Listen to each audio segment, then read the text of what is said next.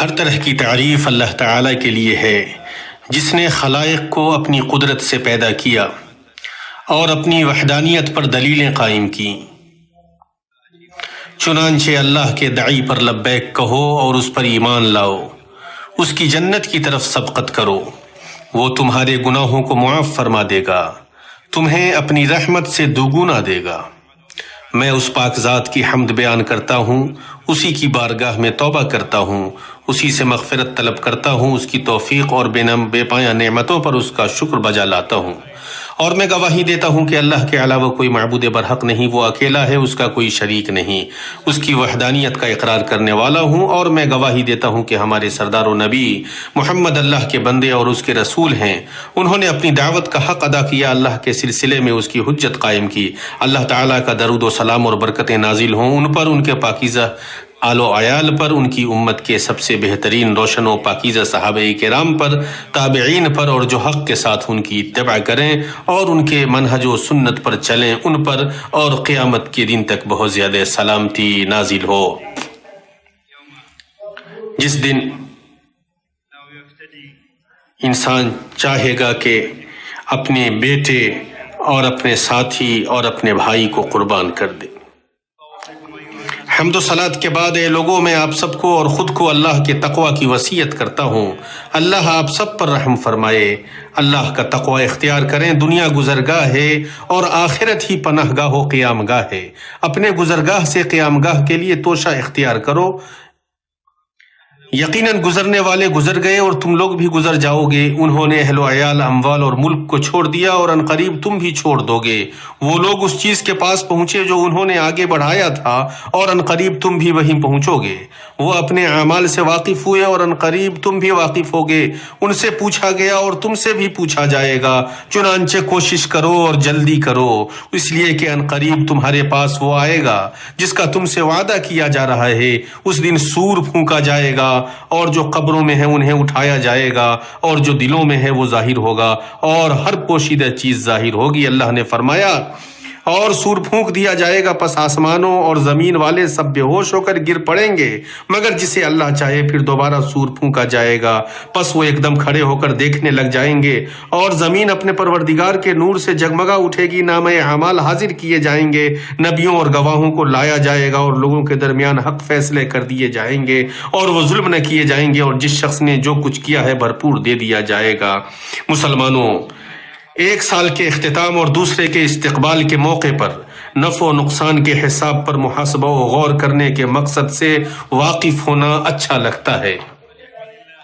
جس نے اچھا کیا ہے اسے اللہ تعالیٰ کی حمد بیان کرنی چاہیے، اور مزید توشہ اختیار کرنا چاہیے، اور سب سے بہترین توشہ تقویٰ ہے۔ اور جس نے کوتاہی کی اسے تلافی کرنی چاہیے، اس لیے کہ اب بھی موت میں موقع ہے، اور اللہ تعالیٰ توبہ کرنے والوں کی توبہ قبول فرمائے گا۔ اے اللہ، ہمارے حاضر کو ہمارے ماضی سے بہتر بنا دے، ہمارے مستقبل کو ہمارے حاضر سے بہتر بنا دے، ہمیں عمل صالح کی توفیق عطا فرما، ہمیں ہر طرح کے ظاہر و باطن فتنوں سے محفوظ فرما۔ اے اللہ، مسلمانوں کے کلمہ کو حق و ہدایت پر جمع فرما دے، اسلام اور اہل اسلام کو غلبہ عطا فرما، اور باطل اور ملت کے دشمنوں کو ذلیل و خوار فرما۔ دوستو، امت کے حالات و ظروف پر سچی نگاہ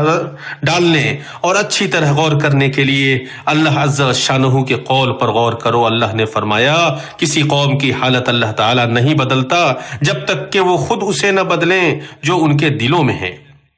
مسلمانوں نے کسی سرزمین کو فتح نہیں کیا مگر اللہ کے ذکر سے، ان کی کوئی حکومت قائم نہیں ہوئی مگر اللہ کے منہج پر، اور ان کے ملکوں پر حملہ نہیں کیا گیا مگر اللہ سے غفلت، اللہ کے راستے سے پیٹھ پھیرنے اور اللہ کے بندوں کے حقوق میں کوتاہی کرنے کی وجہ سے۔ بھائیوں، محاسبے کی بات طویل ہے لیکن وہ آسان ہے جب عزائم پختہ ہوں اور نیتیں خالص ہوں۔ یہ امت کے حالات اور اس میں بعض گروہوں کی صورتحال پر غور کرنا اور اس کے حقوق پر نظر ڈالنا ہے،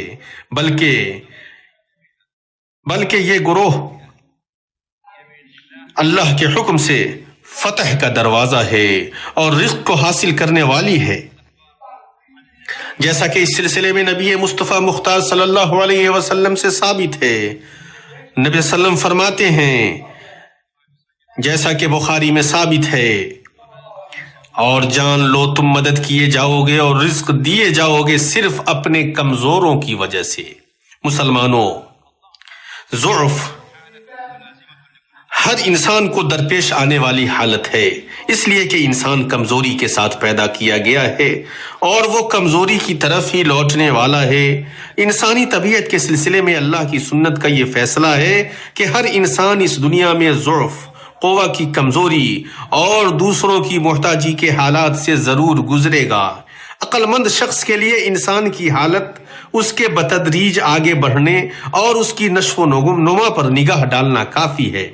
چنانچہ وہ ضعیف و محتاج پیدا ہوتا ہے یہاں تک کہ کوئی اس کا خیال رکھتا ہے اور اس کی نگہداشت کرتا ہے، پھر وہ بڑا ہوتا ہے اور اللہ تعالیٰ اسے قوت عطا فرماتے ہیں تاکہ جس نے اس کی نگہداشت و پرورش کی ہے اس کے ساتھ احسان کرے اور نعمت کا شکر ادا کرے، پھر وہ دوبارہ کمزوری کی حالت کی طرف لوٹا دیا جاتا ہے۔ اللہ نے فرمایا اللہ تعالیٰ وہ ہے جس نے تمہیں کمزوری کی حالت میں پیدا کیا، پھر اس کمزوری کے بعد توانائی دی۔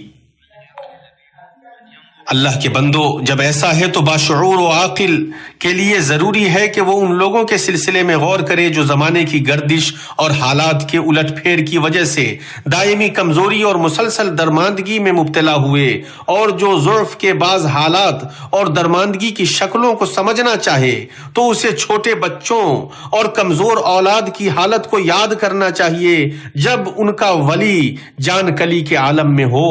اور اس کے موت کا وقت قریب آ گیا ہو، جان کنی میں مبتلا شخص انہیں چھوڑ رہا ہو، ان کے سلسلے میں زمانے کی گردش، زندگی کی سختی اور جس سے امید تھی اس کے ظلم اور جس پر توقع تھی اس کے ذریعے راہیں بند کرنے سے ڈر رہا ہو، ان کے سلسلے میں پرورش کرنے والے ولی کی تمنا کر رہا ہو جو اس کی جگہ ان کا متبادل بن جائے اور اپنے احسان و بھلائی کے ذریعے ان کا مربی بن جائے۔ ارشاد ربانی ہے اور چاہیے کہ وہ اس بات سے ڈریں کہ اگر وہ خود اپنے پیچھے ناتواں بچے چھوڑ جاتے جن کے ضائع ہو جانے کا اندیشہ رہتا، پس اللہ تعالیٰ سے ڈر کر جچی تلی بات کہا کریں۔ دوستو، کمزوری کے لیے استعمال ہونے والے کلمات ضعفا، ضعف اور ضعفا جو غیر محصور شکلوں اور غیر محدود جماعتوں کے اسماء و القاب ہیں۔ ضعفا اور ستائے گئے فقراء، مساکین، بیماروں، اجنبیوں، مسافروں، یتیموں، رانڈ، بیواؤں، اوقاف میں جن کے لیے وقف کیا گیا ہے، جن کے لیے اور جن کے سلسلے میں وصیتیں کی گئی ہیں،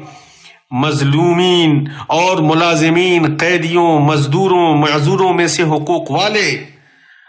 حادثات اور سانحات کے مصیبت زدہ اور ملک کے بدر کیے ہوئے اور بھگائے ہوئے چھوٹے بڑے اور مرد و عورت میں سے ایسے ضرورت مند ہیں جو قادر نہیں ہیں، جو یا تو اپنی توانائی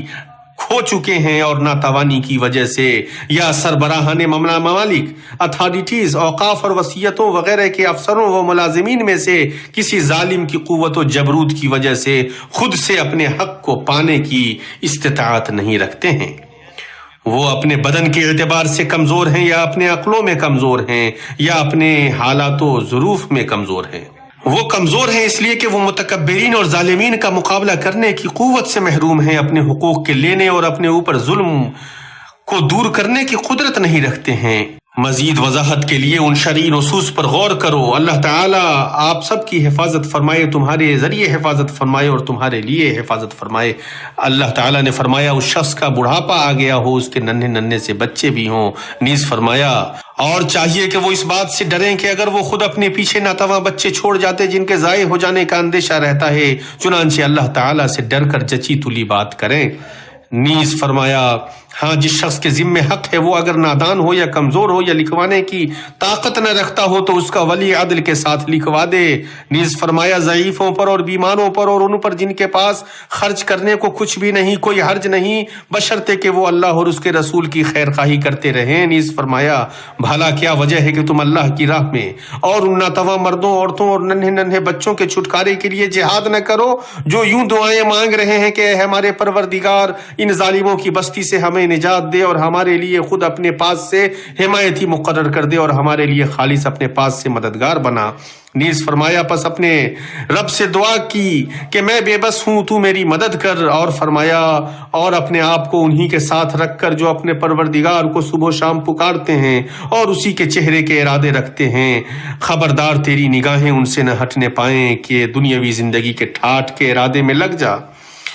دیکھ اس کا کہنا نہ ماننا جس کے دل کو ہم نے اپنے ذکر سے غافل کر دیا ہے، اور جو اپنے خواہش کے پیچھے پڑا ہوا ہے اور جس کا کام حد سے گزر چکا ہے۔ اور حدیث میں ہے کہ میں تمہیں اہل جنت کے بارے میں نہ بتا دوں، ہر کمزور حقیر اگر اللہ پر قسم کھائے تو اللہ اسے بری کر دے۔ بخاری کے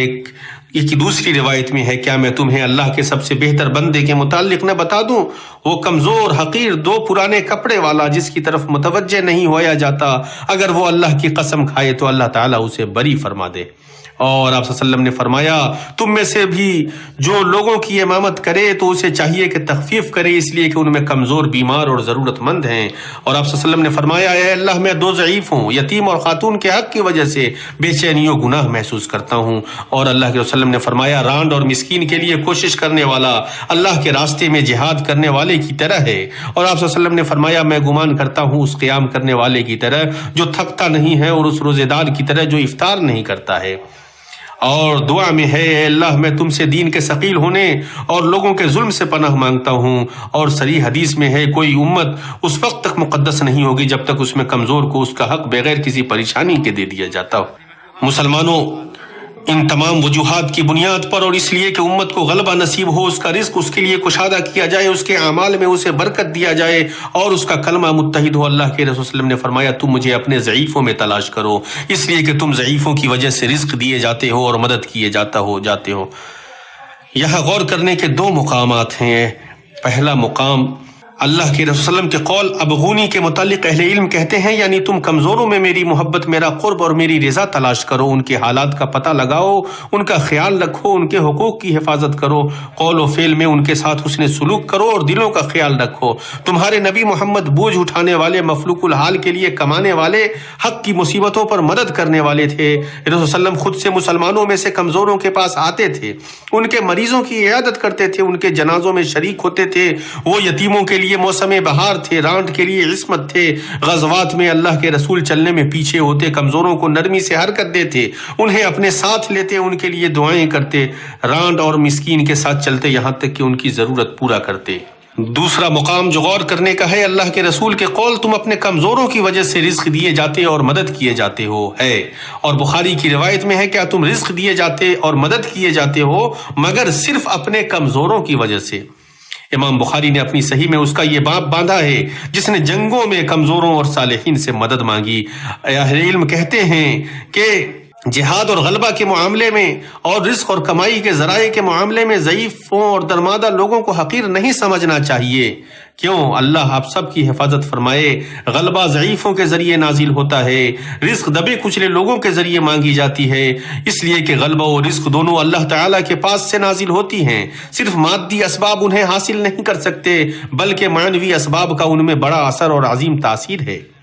اور وہ کمزور جن کے پاس طاقت و قوت نہیں ہے، وہ مال کی طرف مائل نہیں ہوتے ہیں اور نہ ہی منصب میں پناہ لیتے ہیں، وہ مکمل طور پر جانتے اور پوری طرح یقین رکھتے ہیں کہ ان کی روزی اور مدد اللہ کی جانب سے ہے، اور یہ کہ وہ حد درجہ درماندگی میں ہیں، چنانچہ ان کا دل متواضع ہوتا ہے، ان کا بھروسہ اللہ کی طرف ہوتا ہے، اللہ پر انہیں سچا اعتماد ہوتا ہے، اللہ ہی میں ان کی حرص ہوتی ہے، تو اللہ ان کے لیے اپنی ایسی مدد اور ایسا رزق نازل فرماتا ہے جسے قدرت رکھنے والے نہیں حاصل کر پاتے ہیں، بلکہ ان کے سبب قادرین کے لیے ایسی مدد، رزق، بھلائی اور طمانینت کے اسباب کھول دیتا ہے جو ان کے دلوں پر کھٹکتا بھی نہیں ہے، ان کے خیال میں بھی نہیں آتا۔ اللہ ہی کے لیے آسمان و زمین کا لشکر ہے، بادشاہت اسی کی ہے، معاملہ اسی کا ہے، تدبیر اسی کی ہے، ہر ایک اس کے غلبہ کے تابع ہے اور اس کے علاوہ کوئی معبود نہیں۔ اور جب معاملہ یہ ہے کہ لوگ حسی اسباب جیسے قولی و فعلی شجاعت و قوت اور کمانے اور رزق حاصل کرنے کی ظاہری قدرت کے علاوہ کا مشاہدہ نہیں کرتے ہیں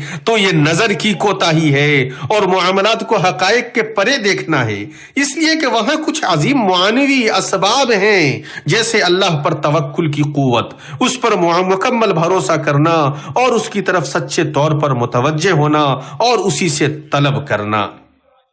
یہ امور ضعیفوں اور درماندہ لوگوں کے لیے ظاہر ہوتے ہیں اور مضبوط رہتے ہیں تو اللہ تعالیٰ انہیں اپنی مدد، رزق، مصیبتوں کا ازالہ اور منافع، خیر، برکت اور فتح اس قدر عطا فرماتا ہے جتنا قدرت رکھنے والے نہیں پاتے ہیں، بلکہ اللہ سبحانہ قادرین کو کمزوروں اور دبے کچلے لوگوں کے سبب وہ رزق عطا فرماتا ہے جو ان کے کھاتے میں نہیں تھا، بلکہ ان درماندہ لوگوں کی رزق قادر لوگوں کے ہاتھوں دی اور قادروں کو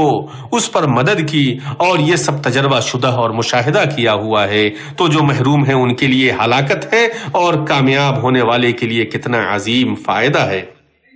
اور مدد کمزوروں کے ذریعے اور رزق ناتواں لوگوں کے ذریعے ایسا توشہ ہے جو جمع کیا جاتا ہے، اور ایسا وعدہ ہے جو ناکام نہیں ہوتا۔ ان کی مدد، ان کے حقوق کی حفاظت، ان کے حسن ایمان و توکل سے بلائیں دفع ہوتی ہیں، رزق میں کشادگی ہوتی ہے، مالوں، عمروں اور اوقات میں برکت آتی ہے، امت فتح یاب ہوتی ہے، اور جبروت و غلبہ والے کے حکم سے ملال دور ہوتا ہے۔ تو جس نے انہیں راضی کیا، ان کی خوشی حاصل کی، ان کی خدمت کی، ان کی ضرورتیں پوری کی، ان کے معاملات کے لیے کوشش کی، ان سے پریشانی، مصائب اور ظلم کو دور کیا، تو اللہ تعالیٰ نے اسے رزق دیا، اس کی مدد فرمائی، اس کی تائید کی، اس کی حفاظت کی، اسے توفیق سے نوازا اور اسے راہ راست پر گامزن فرمایا، اس پر اپنی برکت نازل فرمائی اور اپنے فضل سے اس میں اضافہ کیا۔ اس لیے ضعیف لوگ امت پر بوجھ نہیں ہیں، بلکہ وہ اس کی طاقت، اس کے غلبہ و قوت اور مدد و خوشحالی کا ذریعہ ہے۔ اللہ تعالیٰ نے فرمایا، اور ان لوگوں کو نہ نکالیے جو صبح و شام اپنے پروردگار کی عبادت کرتے ہیں، خاص اسی کی رضامندی کا قصد رکھتے ہیں، ان کا حساب ذرا بھی آپ کے متعلق نہیں، اور آپ کا حساب ذرا بھی ان کے متعلق نہیں کہ آپ ان کو نکال دیں۔ میں یہ باتیں کہتا ہوں اور اپنے لیے، آپ سب کے لیے اللہ تعالیٰ سے مغفرت طلب کرتا ہوں، اسی سے مغفرت طلب کرو، وہ بہت زیادہ معاف کرنے والا اور رحم کرنے والا ہے۔ ہر طرح کی تعریف اللہ تعالیٰ کے لیے ہے جو اپنی تقدیر میں بلند ہے، اپنے قہر میں غالب ہے۔ قضاء و قدر کے تلخ و شیریں ہونے پر میں اس پاک ذات کی حمد بیان کرتا ہوں، اس کی اچھی طرح عبادت اور ذکر و شکر پر اس کی عنایت مانگتا ہوں، اور میں گواہی دیتا ہوں کہ اللہ کے علاوہ کوئی معبود برحق نہیں، وہ اکیلا ہے، اس کا کوئی شریک نہیں، آسمان و زمین اسی کے حکم سے قائم ہوگی۔ اور میں گواہی دیتا ہوں کہ ہمارے سردار و نبی محمد اللہ کے بندہ و رسول ہیں، جنہوں نے خلوت و جلوت میں اللہ کی طرف بلایا۔ درود و سلام اور برکتیں نازل ہو ان پر، ان کے آل و اولاد پر، ان کے صحابہ کرام پر جنہوں نے اللہ کے حکم کی پیروی کی اور دین کے غلبہ، مدد اور نشر و اشاعت میں ہر طرح کی قیمتی اور عمدہ چیزوں کو خرچ کیا، اور تابعین پر، اور جو حق کے ساتھ ان کی اتباع کریں جب تک رات میں تاریکی، دن میں روشنی اور بادل میں بارش کے قطرات موجود ہیں، اور قیامت کے دن تک بہت زیادہ سلامتی نازل ہو۔ حمد و صلات کے بعد مسلمانوں، اسلام ہر اس شخص کا کافی اہتمام کرتا ہے جو ضعف کے حالات میں سے کسی حالت میں مبتلا ہے، اور وہ امت جس میں فقراء، مساکین اور درماندہ میں سے کمزور لوگ، اور رانڈ، یتیم، بیوہ، اجنبی اور مسافر میں سے پریشان و حال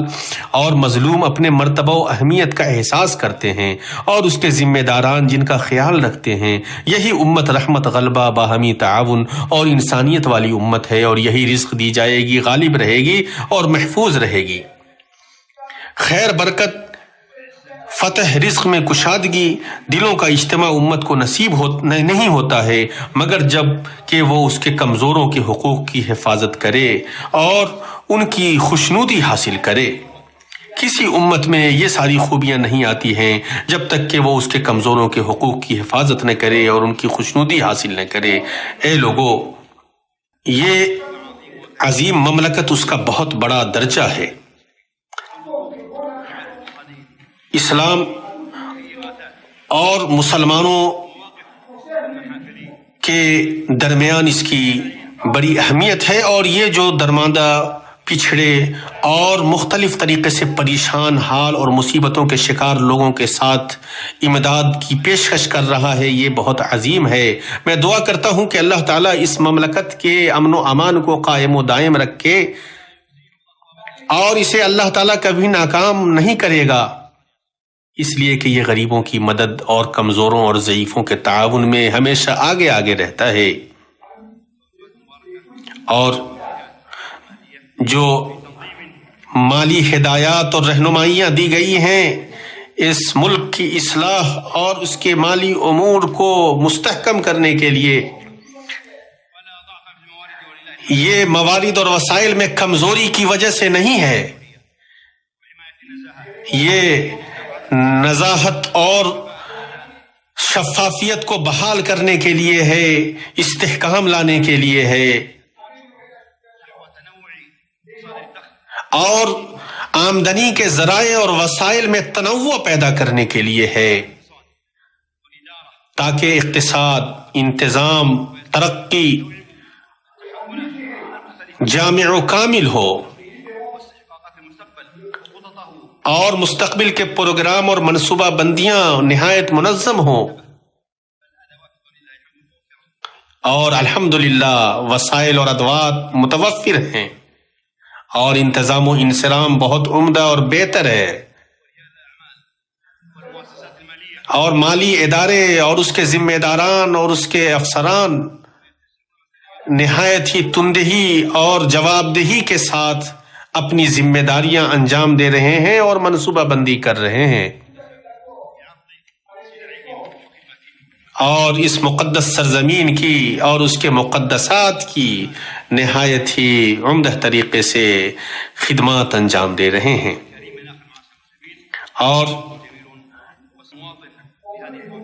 اور نہایت ہی خوشگوار موقف میں جب اس ملک کے شہری ان تمام چیزوں پر غور کرتے ہیں تو خوشی و سعادت نصیب ہوتی ہے۔ اور اس نے آبادی سے پہلے انسان کا خیال رکھا ہے، اور تفرقے و انتشار کے بعد اجتماع اور اتحاد کی طرف توجہ دی ہے، اور ہر حالت میں متحد متفق ہو کر اور باہمی تکافل اور تعاون کے ساتھ آگے بڑھنے کو اپنا نشان بنایا ہے۔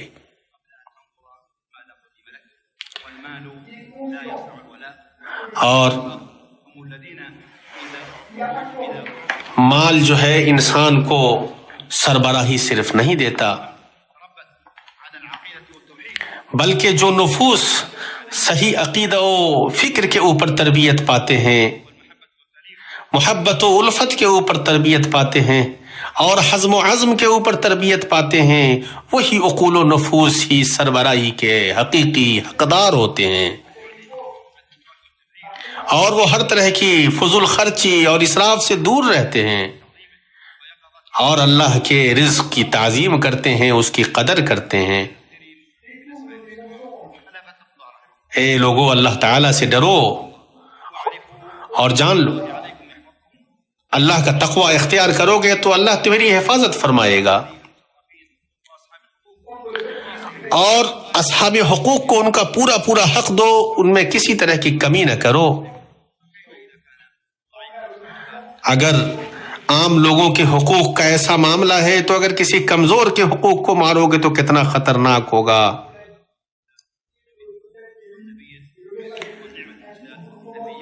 اور درود و سلام بھیجو اللہ کے نبی محمد پر۔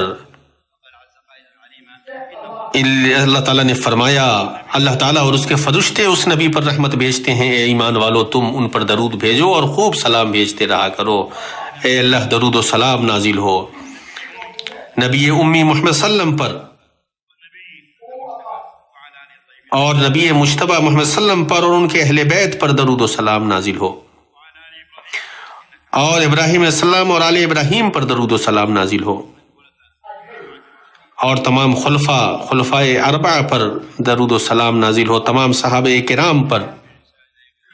اور ان کی اتباع کرنے والے تابعین پر اور تبع تابعین پر۔ اے اللہ اسلام اور مسلمانوں کو غلبہ عطا فرما،